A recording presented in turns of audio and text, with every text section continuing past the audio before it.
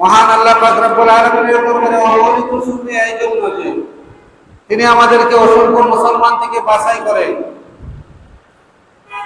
তারই মহান হুকুম জুমার নামাজ আদায়ের নিমিত্তে রাসূল আকরাম সাল্লাল্লাহু আলাইহি ওয়াসাল্লামের আগমনের মাসে আল্লাহর ঘর মসজিদে আসার ক্ষমতা দিয়েছেন। এই জন্য আমরা আল্লাহর দরবারে অসংখ্য অগণিত শুকরিয়া স্বরূপ একবার করে নিই আলহামদুলিল্লাহ। আল্লাহ তাআলা যে আমাদেরকে এই নবীর উম্মত হিসেবে গ্রহণ করেছেন, এই জন্য আসুন আমরা আল্লাহর দরবারে আবারও শুকরিয়া আদায় করে পড়ি আলহামদুলিল্লাহ।